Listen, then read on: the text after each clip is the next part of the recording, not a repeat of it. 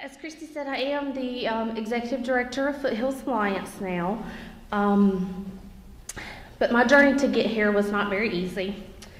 In 1996, I graduated high school and was taking classes at Tri-County Tech.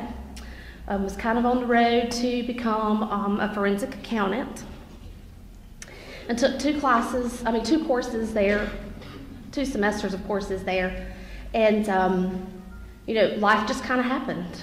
I got off track, started finding other things that were more important than my education. When I was younger, I was sexually abused, and so I didn't have very much self-esteem.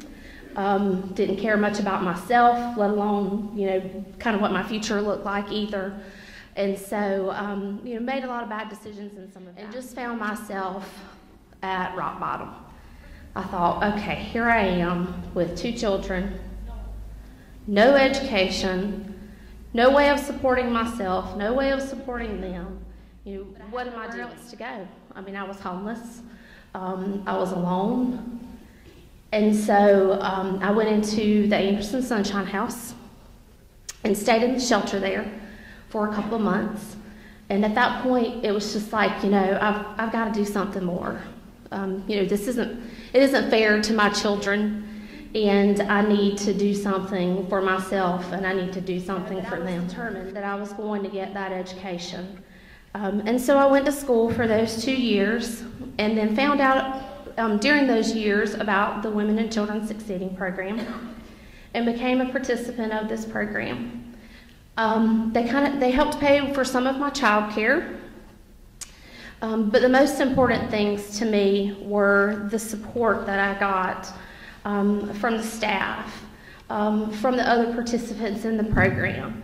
The ladies in the program know how hard it is to have a child running around and trying to study and cooking dinner and washing clothes and trying to work part-time and doing all those things and still trying to make your education important. God was calling me to do something else. He was calling me to do something more. I needed to give back. I needed to be involved in an agency, in a program that was making a difference in people's lives. And in February of 2004, Christy hired me on as a part-time staff member at AIM. It was a very big test of my faith at that point, because I was leaving a full-time state job for a part-time job at a nonprofit. And so, a little unsure about my future there, but I put it in God's hands and said, this is what I'm supposed to do. I worked at AIM for 8 years, or almost 8 years, just left in December to be the director of Foothills.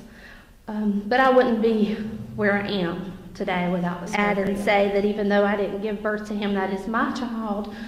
And so I have, the 3 boys now at home, and, I'm making education important in their lives as well.